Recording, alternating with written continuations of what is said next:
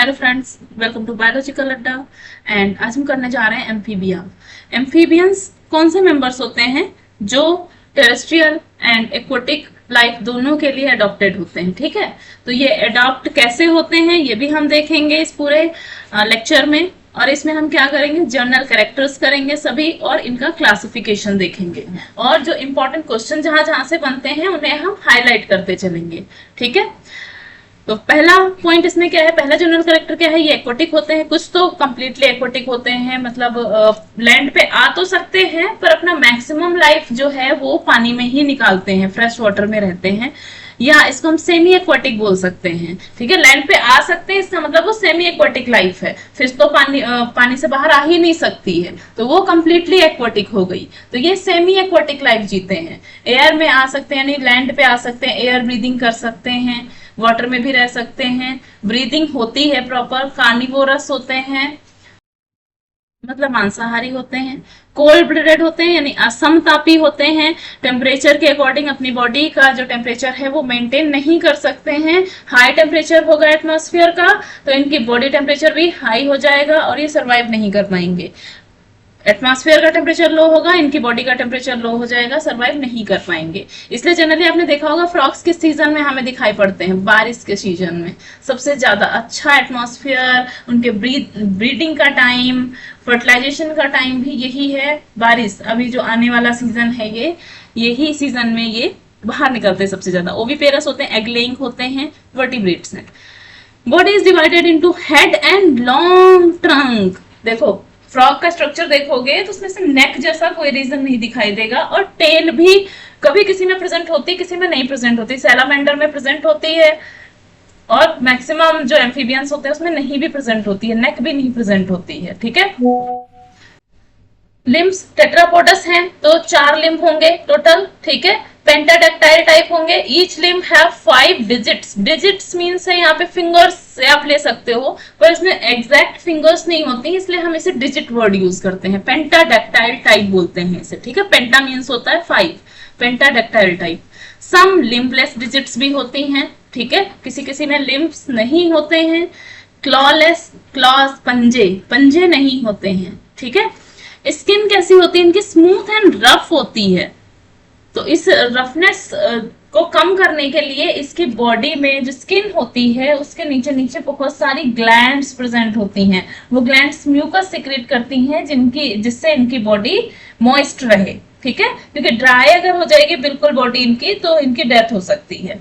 Scales present हो भी सकते हैं, नहीं भी प्रेजेंट हो सकते हैं, और अगर प्रेजेंट होंगे तो वो अंडर द स्किन होंगे, थोड़ा सा स्किन के नीचे हिडन होंगे। ठीक है, एंडोस्केलेटन मोस्टली बोनी होता है। स्कल में 2 ऑसिपिटल कंडाइल होते हैं। ऑसिपिटल कंडाइल क्या होते हैं, स्ट्रक्चर में देखो ग्रीन कलर के ये जो 2 स्ट्रक्चर दिख रहे हैं ये ऑसिपिटल कंडाइल हैं, 2 हैं।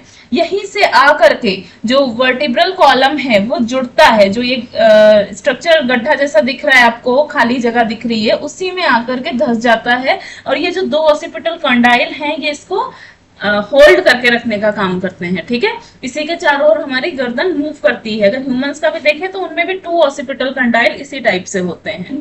ठीक है, वर्टिब्री आर असेंट्रस, स्यूडोसेंट्रस एंड नोटोसेंट्रस। ठीक है, असेंट्रस, स्यूडोसेंट्रस, इन सबका मीनिंग क्या है, सेकेंडरी ऑसिफिकेशन। ठीक है, सेकेंडरी ऑसिफिकेशन हो गया है, यानी कि कहीं और दूसरी जगह पर जहां पे इसे बनना चाहिए था तो उससे थोड़ा हट करके ऑसिफिकेशन मीन्स होता है बोन का बन जाना। ठीक है, या कैल्शियम का इकट्ठा हो जाना। ठीक है, तो ये सेकेंडरी ऑसिफिकेशन है। Heart is divided into 2 atria and 1 ventricle, means 2 + 1 3 chambered heart होता है इसका। कैसा हार्ट है, 3 चैम्बर्ड हार्ट है। आरबीसीज कैसी होती हैं, जब हम ब्लड की बात कर रहे हैं तो आरबीसी की भी बात कर लेते हैं, सर्कुलेटरी सिस्टम की भी बात कर लेते हैं। सर्कुलेटरी सिस्टम इसका क्लोज टाइप का सर्कुलेटरी सिस्टम होता है, यानी वेन्स एंड आर्टरीज के अंदर ब्लड रहता है, सर्कुलेट करता है। और जिसकी आरबीसी होती है बाई कॉन्वेक्स होती है। कॉन्वेक्स स्ट्रक्चर कैसा होता है, कॉन्वेक्स स्ट्रक्चर ये वाला स्ट्रक्चर देखो, ऐसे और ऐसे, ये हो गया बाई कॉन्वेक्स, है ना। बाई कॉन्वेक्स स्ट्रक्चर होता है, ओवल होती है, न्यूक्लिएटेड होती हैं, इसमें भी न्यूक्लियस प्रेजेंट होता है। जो ह्यूमन की एडल्ट की आरबीसीज, ह्यूमन की आरबीसीज होती हैं वो अन्यूक्लिएटेड होती हैं। रेस्पिरेशन बाय लंग्स होता है, गिल्स भी प्रेजेंट होते हैं क्योंकि एक्वेटिक लाइफ के लिए भी एडेप्टेड हैं, and are present at least during early stage of life. ठीक है, अर्ली स्टेज ऑफ लाइफ जैसे कि फ्रॉग, फ्रॉग का क्या होता है, टैडपोल लार्वा होता है। कौन सा लार्वा होता है फ्रॉग का, टैडपोल लार्वा होता है। ये बहुत ज्यादा फिश लाइक दिखता है, इसमें गिल्स भी प्रेजेंट होते हैं। ठीक है, फिश लाइक दिखता है टैडपोल लार्वा और इसमें गिल्स भी प्रेजेंट होते हैं। पानी कहीं इकट्ठा करके रख दो, उसमें ऐसे चलते हुए टैडपोल लार्वा दिख जाएंगे, डायग्राम में देखो। तो ये अर्ली स्टेज ऑफ लाइफ में इसमें गिल्स प्रेजेंट होंगे। बाद में जो रेस्पिरेशन है वो स्किन के थ्रू, लंग्स के थ्रू होने लगेगा। ठीक है, किडनीज आर मीसोनेफ्रिक और एक्सक्रीशन कैसा होता है, यूरियोटेलिक। ये सारे, ये जितना भी एक्सक्रीटरी मटेरियल होता है जिस भी आप एनिमल का पढ़ोगे वो सब इंपॉर्टेंट होता है। एम्फीबिया का क्या होगा, यूरियोटेलिक, यानी यूरिया होगा इसका excretory material. Okay, brain not well developed. Cranial nerves कितनी होती है, 10। एम्फीबिया का कोई भी मेंबर उठाकर आपसे पूछ लें, सैलेमेंडर में कितनी क्रेनियल नर्व्स होंगी, 10 होंगी। फ्रॉग में कितनी होंगी, 10 होंगी। इक्थियोफिस में कितनी होंगी, 10 होंगी।